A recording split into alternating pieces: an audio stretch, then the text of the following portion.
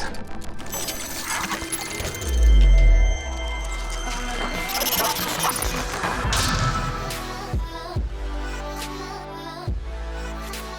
Welcome back, guys, to another Clash Royale video, and today we're going to be taking a look at this Lumberjack Hog Rider strategy. Now, the whole idea with this strategy, obviously, is to have the Lumberjack in front of the Hog Rider, tanking some of that tower damage, and then once that Lumberjack dies, he'll rage up the Hog Rider, hopefully getting more damage into the tower. Now, here's the deck I'm using. If you guys don't have the Ice Wizard to use in this deck right here, you want to replace it with something that has splash damage, because the Ice Wizard is my splash damage troop in this deck, so maybe use a Valkyrie, Fire Spirit, Wizard, or something like that. But that being said, the Ice Wizard is also my air defense, so if you don't have the Ice Wizard and you want to use a Valkyrie instead, you might want to replace the Goblins or the Mini P.E.K.K.A. with maybe a Musketeer, and that'll give you some more air defense. But let's go ahead here and take a look at some replays, and then we're going to finish off with a live battle. So here we are, guys, facing off against a level 9 here, but take a look at my opponent's card levels throughout this battle, because he's got some pretty impressive card levels for a level 9, definitely higher than my card levels as a level 10, but right here, we're going to go ahead and start doing a slow push with the Ice Wizard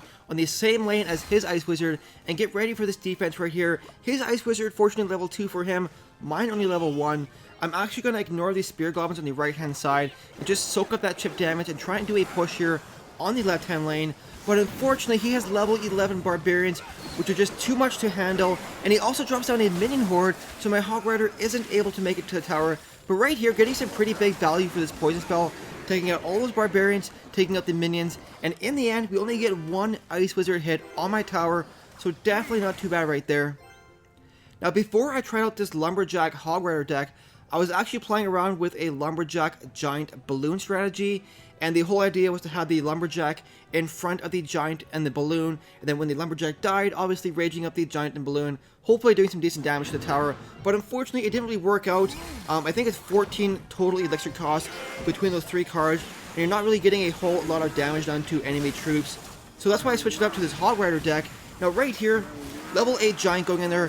Fortunately, we are able to take it out pretty quickly before I mix it to our tower, so we don't take any damage to our tower right there. But unfortunately, once again, the level 11 Barbarians stopping our push. But right here, Wizard taking out all those Barbarians. Now, the good thing with that is he was forced to spend 5 elixir on those Barbarians to defend his tower, and he also didn't have a counter push because of it. And that's always a good thing when you can force your opponent to spend elixir defending their tower and also kill the defensive troops in the process. Now right here, setting up another push in the left hand lane with the Lumberjack. Now the whole idea with the slow push of the Lumberjack behind my tower is to get enough elixir for a Hog Rider as well as a poison spell, but unfortunately right here, as you can see, I have the Zap spell highlighted, but it was a half a second too late and the Hog Rider does die.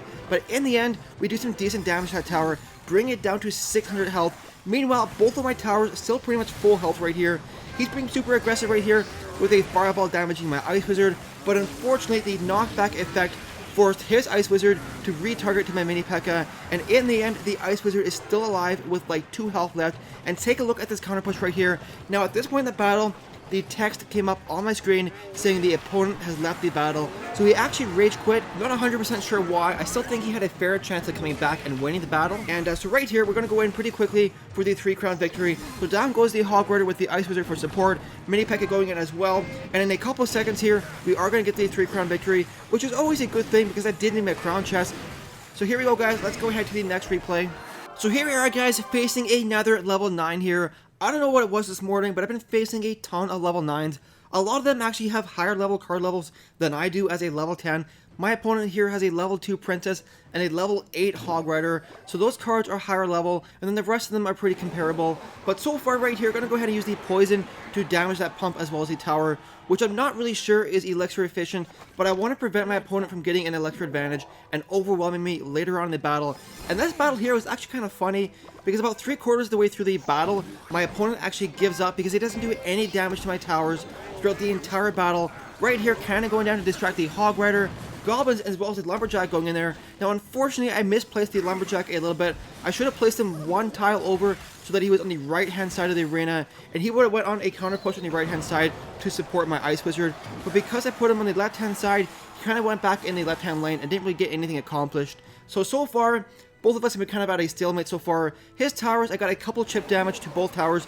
Both of my towers still 100% full health. Once again, using that poison spell to pretty much take out that pump and prevent him from getting any elixir advantage for later on in the battle.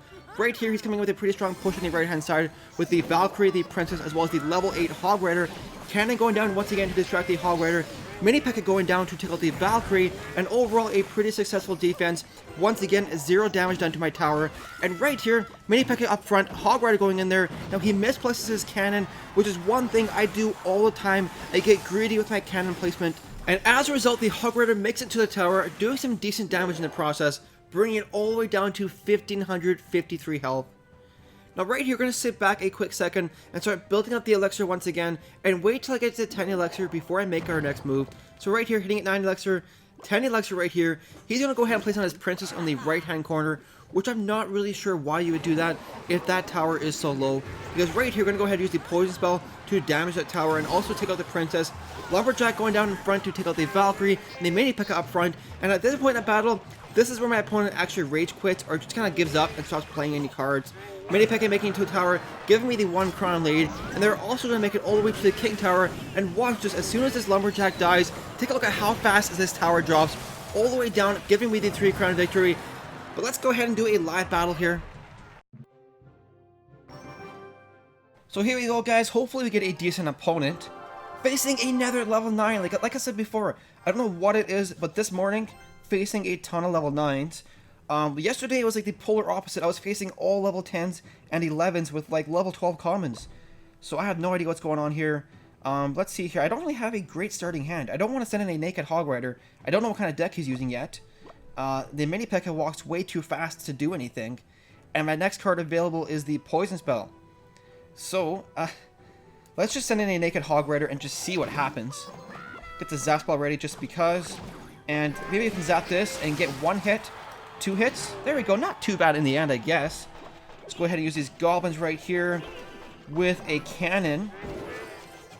Maybe the cannon wasn't necessary. I was kind of expecting a Zap Spell on his part to take out those goblins, because like almost everybody's using the Zap Spell. So let's play it safe here. He's probably using a Royal Giant. I think most people that I see using the Spear Goblin Hut have a Royal Giant in their deck. But I could be wrong, just kind of an early guess.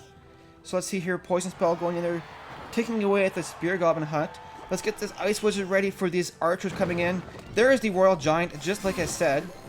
Let's go ahead and use this, and then use some goblins here. And hopefully get a decent counter push, maybe.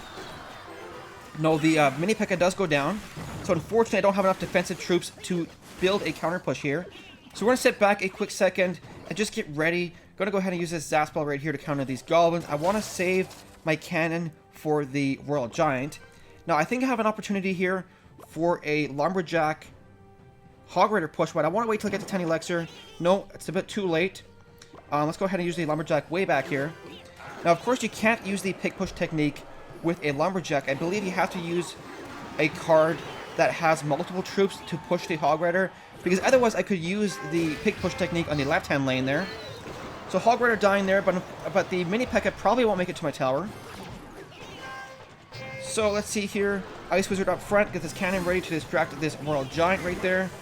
And let's use this Lumberjack right here and see if we can't get something set up. Maybe use a Hog Rider immediately afterwards. And let's see right here. Fireball going down. Let's zap all these goblins. Raged Hog Rider going in there, getting 1 hit. Unfortunately, only 1 hit. Expecting another Royal Giant here pretty quickly.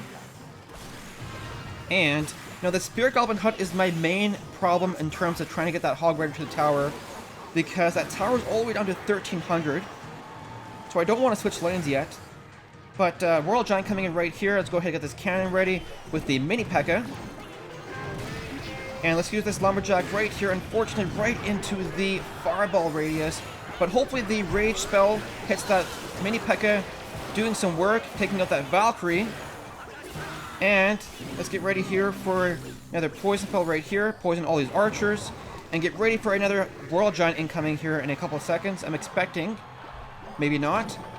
So another Spear Goblin Hut. Let's go ahead and drop the Mini P.E.K.K.A way back here and start cycling and hopefully setting up a decent push.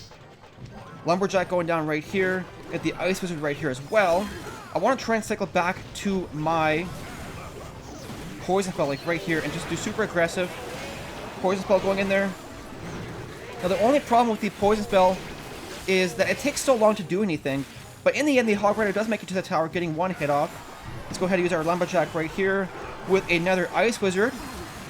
See if we can't sneak in another Hog Rider right here. Come on, Lumberjack, die and rage it up, please. Let's go ahead and use this Poison Spell right here. Raging up my Hog Rider and making it to the tower, giving us the 1 crown victory. Granted, that was a level 9, but his cards were fairly comparable. Like, his rares were level 7, some of his commons were level 10. So, fairly comparable in the card levels. And my tower was still at 2,000 health at the end there, so I don't feel like the extra health on my tower made a huge difference. But anyways, guys, that's going to be the end of the video. I really hope you enjoyed it. If you did, please make sure to like and subscribe. Thank you so much for watching, guys, and we'll see you in the next video.